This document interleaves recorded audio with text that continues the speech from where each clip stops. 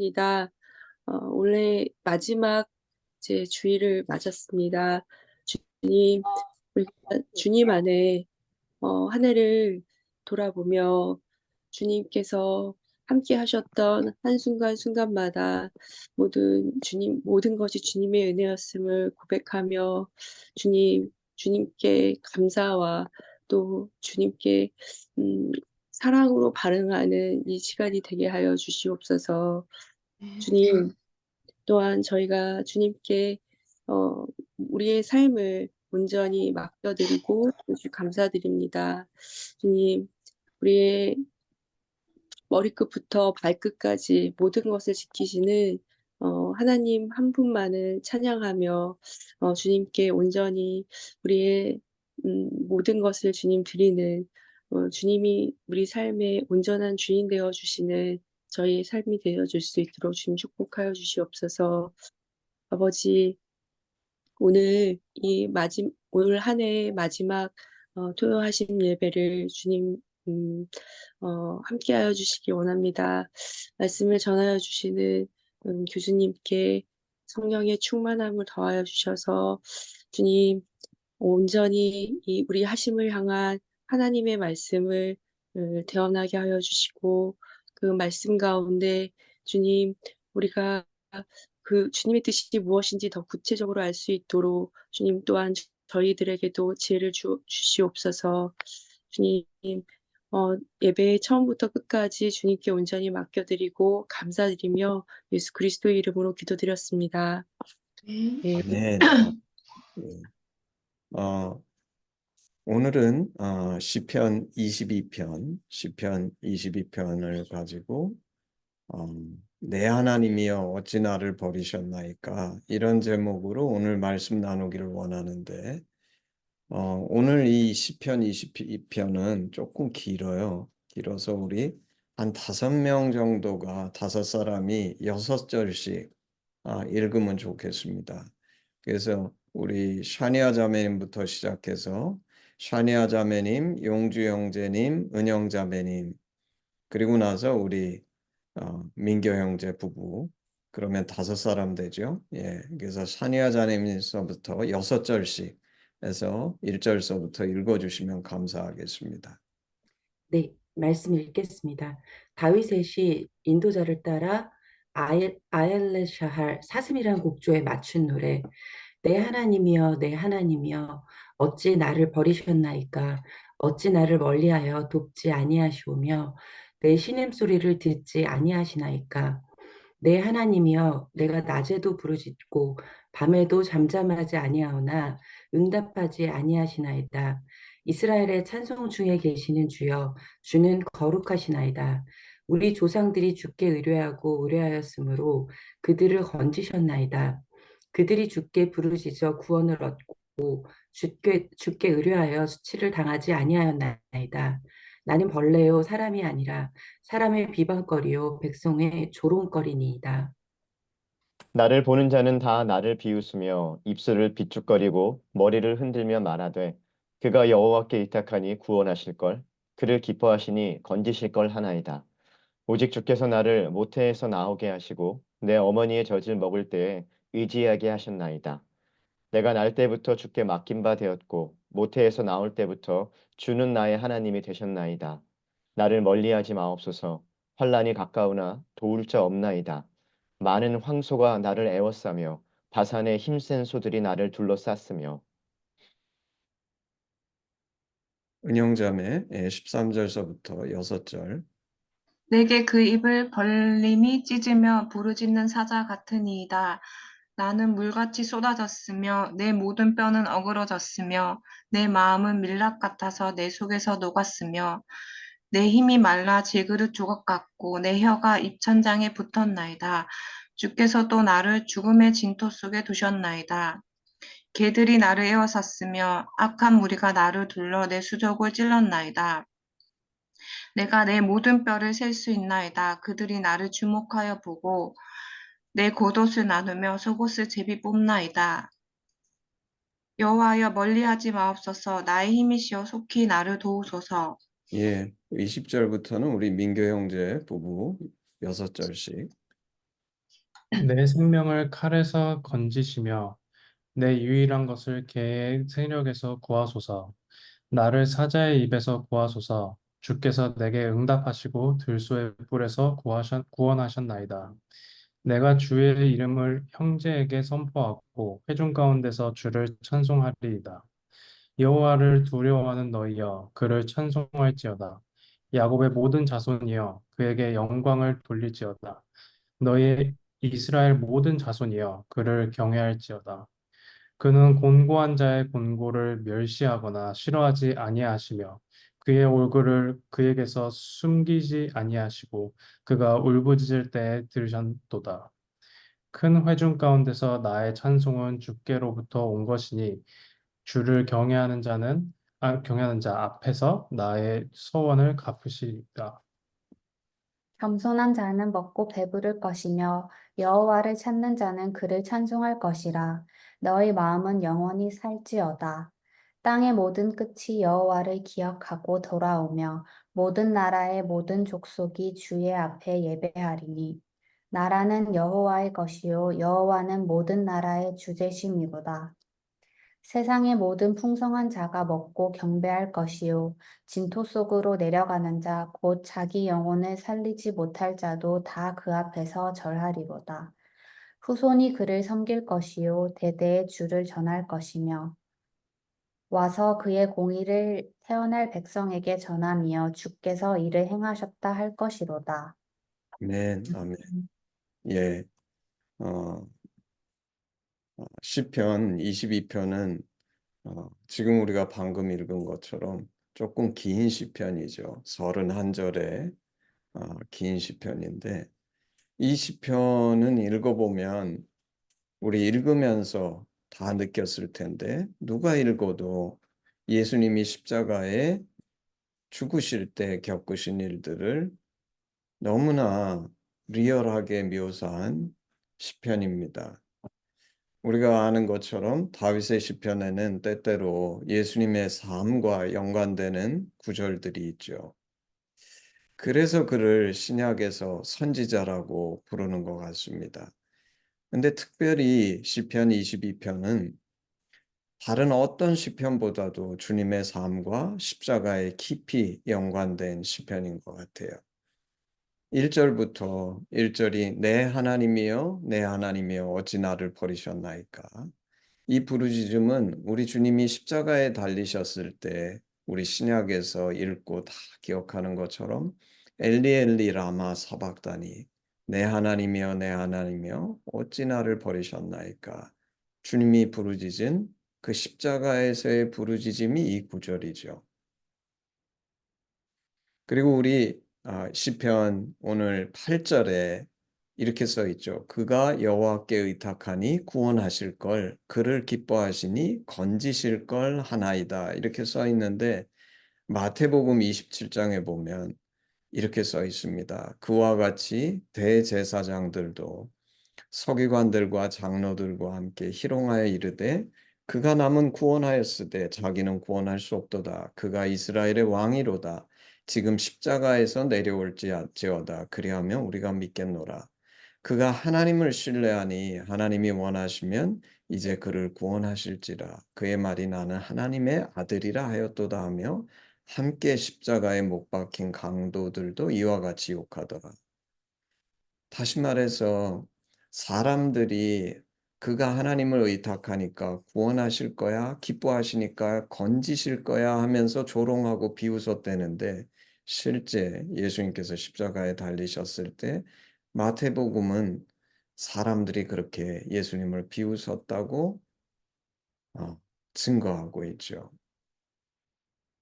또 시편 오늘 14절 15절에 보면 이렇게 써 있죠. 나는 물같이 쏟아졌으며 내 모든 뼈는 어그러졌으며 내 마음은 밀랍 같아서 내 속에서 녹았으며 내 힘이 말라 질그릇 조각 같고 내 혀가 입천장에 붙었나이다. 주께서 또 나를 죽음의 진토 속에 두셨나이다.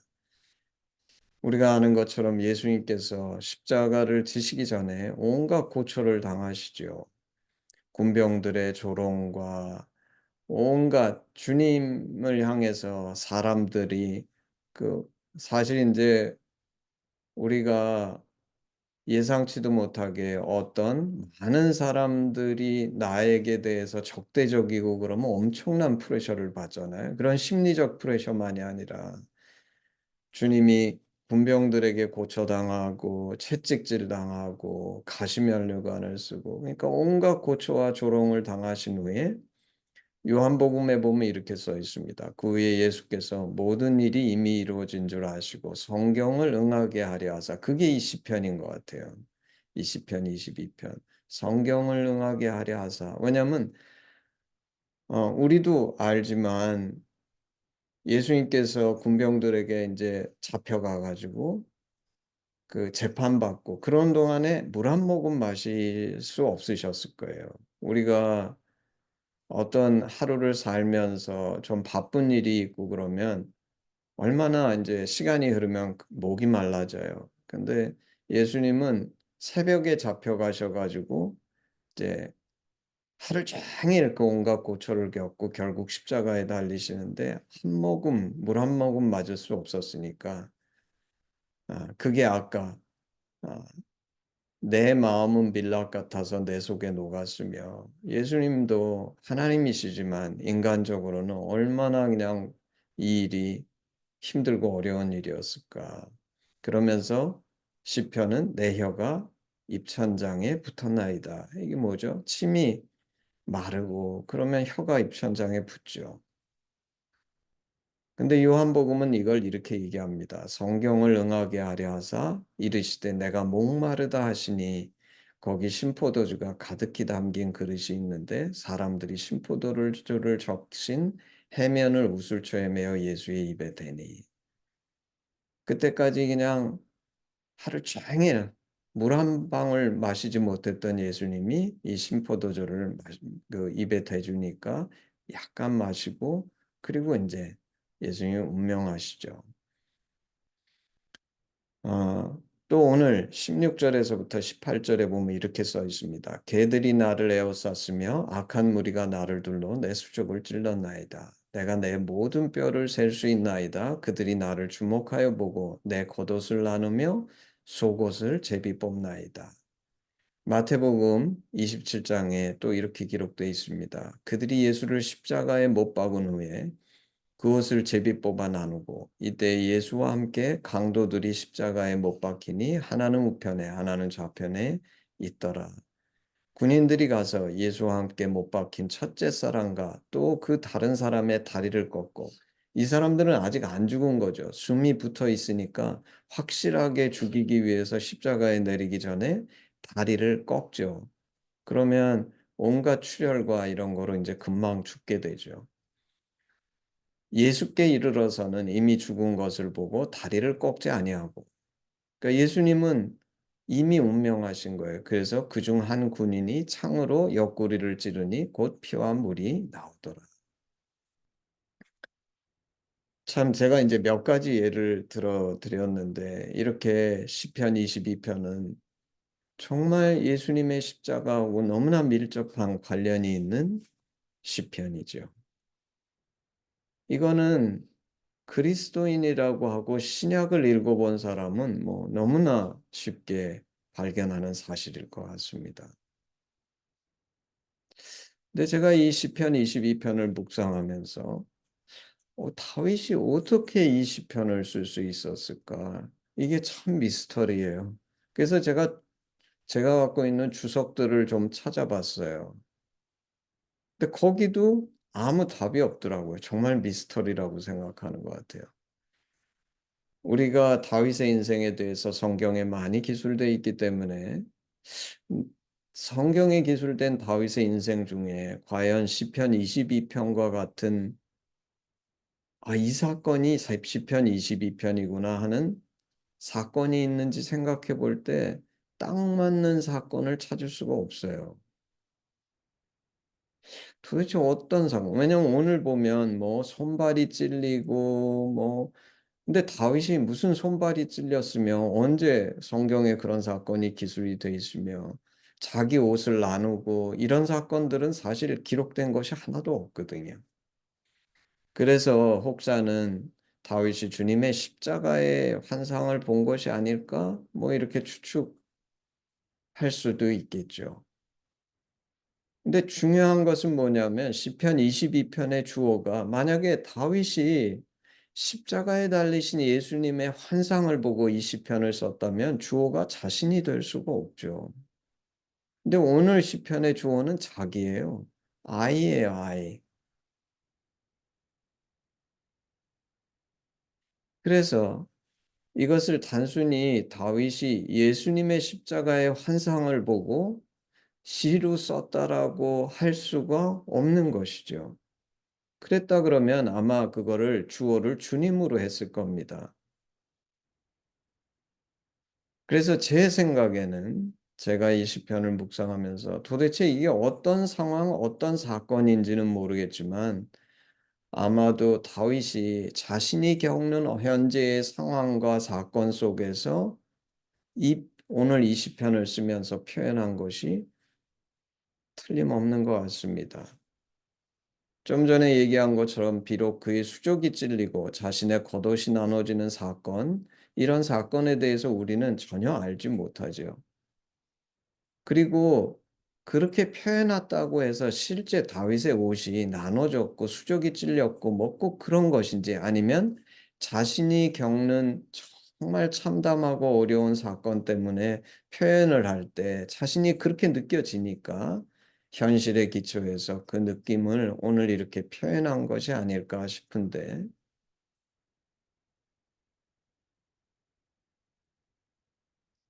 그러면 도대체 어떻게 이제 이게 다윗이 경험한 사건에 기초해 가지고 이 시편을 쓴 것이라면 이제 거꾸로 다윗이 경험한 현실이 어떻게 주님의 십자가와 그렇게 깊이 매칭이 될 수 있는 것일까? 이게 이제 제가 이 시편 22편을 묵상하면서 가장 궁금했던 거예요.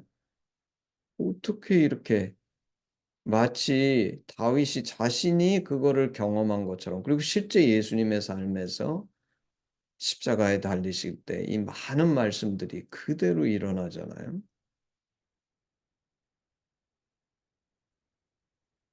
어 제가 이 시편 22편을 깊이 묵상하다가 저한테는 참 새롭고 너무 놀라운 깨달음이었는데 오늘 시편은 내 하나님이요 내 하나님이여 어찌 나를 버리셨나이까 어찌 나를 멀리하여 돕지 아니하시며 내 신음소리를 듣지 아니하시니까 이걸로 시작하죠. 이게 무슨 뜻입니까? 다윗은 하나님이 자신을 돕지 않고 자기의 신음소리를 듣지 않는다고 부르짖고 있는 거예요. 그는 자기의 고통이 너무 혹독해서 현실이 너무 혹독해서 하나님이 자신을 버린 것처럼 느끼고 있습니다. 근데 이 다윗의 이 고백, 다윗의 개인적인 체험, 경험이 천년이라는 시간 후에 주님이 십자가에 죽으실 때 그대로 다시 재현되는 것을 보면서 저는 이런 깨달음을 얻은 거예요. 도대체 지금 이 다윗의 고통과 아픔을 누가 더 깊이 공감하고 깊이 체험한 것인가? 하나님이시라는 거죠. 아마 다윗은 이 시편을 쓰기는 했지만 우리는 우리의 경험에서 우리가 알고 있는 것처럼 그때는 그렇게 고통스럽고 힘들고 그래서 엘리 엘리 라마 사박다니 하나님 왜 나를 버리셨습니까? 외쳤지만 그것을 제가 잊는 것은 아니지만 시간이 흐르면서 하나님의 위로를 받고 그 기억도 쪼끔씩 희미해져 가는데 하나님은 그 다윗의 부르짖음이 얼마나 깊이 새겨지고 그 하나님의 가슴속에 깊이 각인됐으면 천년이라는 시간이 흐른 후에 예수님께서 그 다윗의 고통을 당신의 몸으로 그대로 다 체험하시면서 그 체험을 그대로 다시 고백하실 수 있으실까? 도대체 그러면 이 다윗의 체험을 누가 더 깊이 체험한 것입니까? 다윗이 아니죠. 하나님이 더 깊이 체험하신 거죠.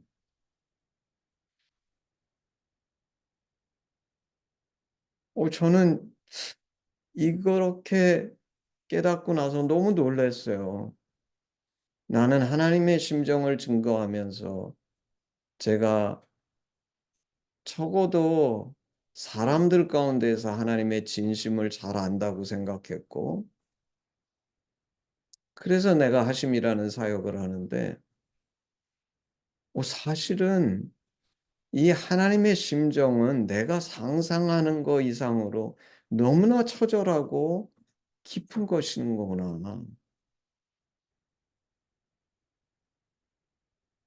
우리는 내가 마음 아플 때 하나님도 같이 마음 아파하시고, 하나님이 그것 때문에 위로해 주시기를 원하시고 이런다고 생각하는데, 오늘 이 시편 22편은 그런 차원이 아니라 나는 힘들어하고 아파하고 괴로워하고 정말 그렇지만 또 시간이 흐르면 내가 그것을 조금씩 잊어가고 그러는데, 하나님께는 이게 얼마나 깊이 각인이 됐는지 천년이라는 시간 후에 똑같은 다윗이 뱉은 것과 똑같은 고백을 예수님이 하시면서 십자가에 달려 죽으실 수가 있을까?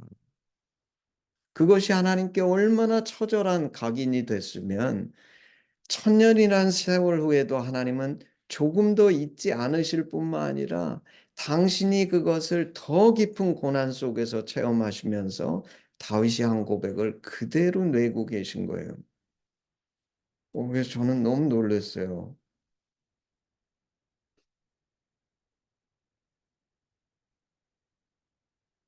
사실 오늘 시편은 다윗은 저는 이 고백을 할 때 이 시편 22편을 쓸 때 예수님을 꼭 알고 보고서 썼을까? 저는 그렇다고 생각지 않는 겁니다. 다윗은 단순히 자신이 현실에서 겪는 고통과 아픔이 너무나 처절하고 힘들어 가지고 부르짖은 것인데, 다윗의 심령 속에 그것이 그토록 처절한 부르짖음과 아픔이 됐지만 사실은 그것이 그 하나님의 가슴에 더 깊은 각인이 돼서 하나님은 천년이라는 세월 속에서도 이것을 잊지 않으시고 오늘 예수님의 십자가 속에서 당신이 그 고통을 친히 체험하시며 당신이 그것을 고백하는 이 놀라운 역사로 나타난 것이 아닐까. 그리고 너무나 놀라운 것은 오늘 이 시편 22편에 다윗은 개인적인 체험으로 이것을 했지만 오늘 시편은 하나님이 그래서 29절 세상의 모든 풍성한 자가 먹고 경배할 곳이요 진토 속으로 내려가는 자 곧 자기 영혼을 살리지 못한 자도 다 그 앞에 절하리로다. 다윗은 오늘 자신의 이 고통 속에 응답해 주시는 하나님을 만나면서 개인적으로 이 하나님을 찬양할 뿐만 아니라 열방이 하나님을 찬양하게 될 것에 대해서 고백하는데, 그것도 다윗의 고백이었을지 모르지만 예수님의 십자가를 통해 이것은 인류의 역사가 되고 온 민족 열방이 하나님을 찬양할 뿐만 아니라 오늘 구원받지 못한 영혼도, 그러니까 예수님이 이 주권자가 되시는 것을 오늘 22편 뒤편에서 분명하게 선포하고 고백하고 있다는 것입니다. 사실 이번 주 저는 우리 한동에서 창세기 수련회 은혜 가운데 진행했는데, 수련회 중에 제가 수련회에서 말씀을 전하고 있는데 계속 보이스톡이 오는 거예요. 그래서 근데 그게 내가 말씀 전하는 중이었기 때문에 여유도 없었고 난 잘못 왔다고 생각한 거예요. 평소에 받지 않던 보이스톡이었기 때문에. 그래서 몇 번을 그냥 끊었어요. 그리고 나서 나중에 이제 그날 강의가 다 끝난 후에 내가 그 보이스톡을 보면서 이게 우리 하심의 제2국 선교사 그가 한 보이스톡이구나. 이걸 깨달았어요. 그래서 이제 밤늦게 집에 오면서 보이스톡으로 통화를 해봤는데 그 통화 내용은 이겁니다.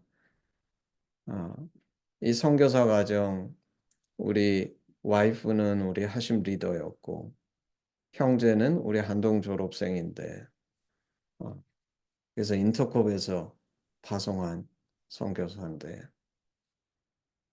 그 애가 둘 있어요. 3살짜리 큰 아이, 둘 다 사내 아이인데 그리고 이제 1살 돼가는 둘째 아이. 근데 너무나 아름답게 선교하는 선교사 부부인데 너무 귀하고 이 정말 그래서 내가 날마다 기도할 때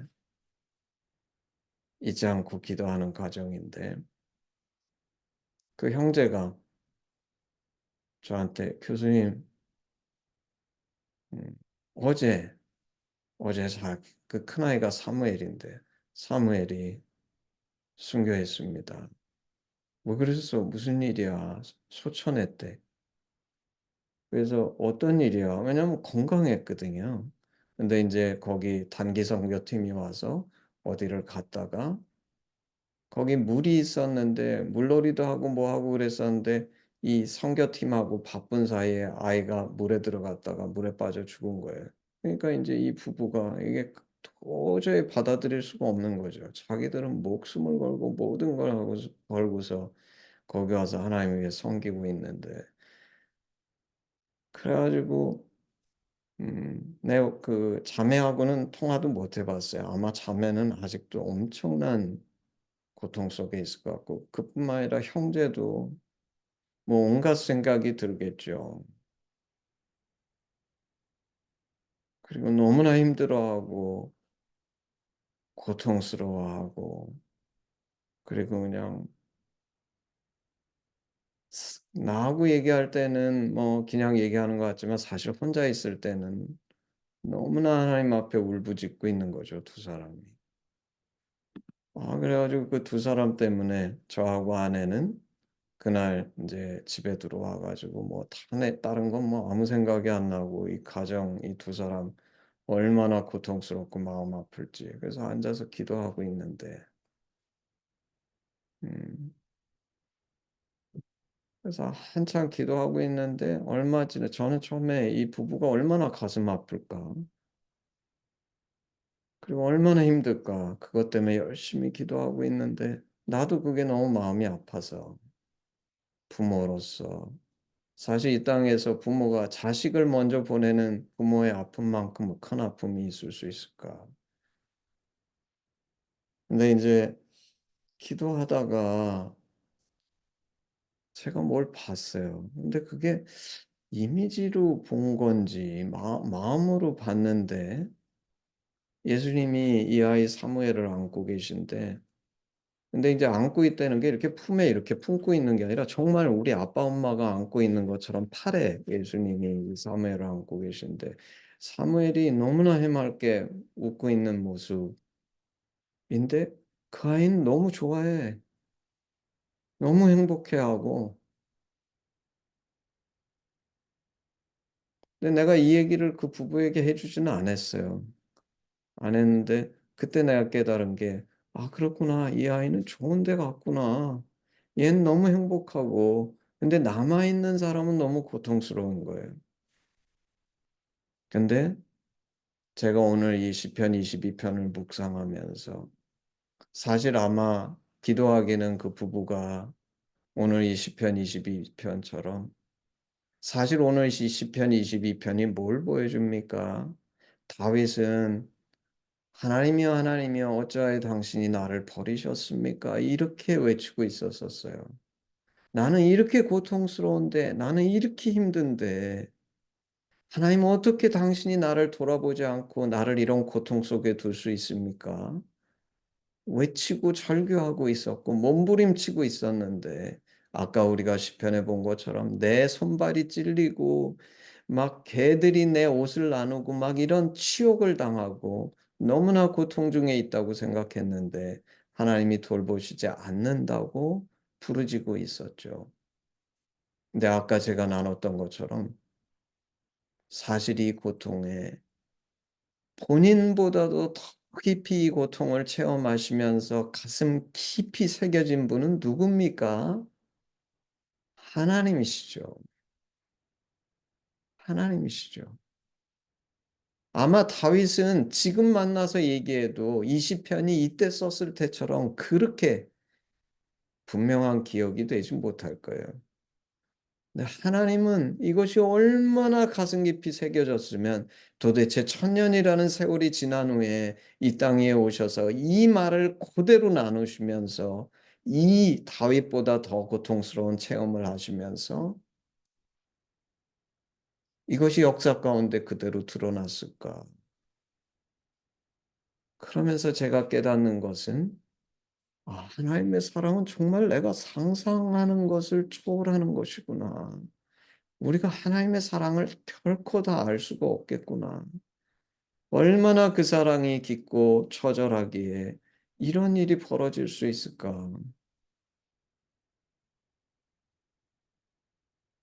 기도하기는 이 시편 22편의 이 위로가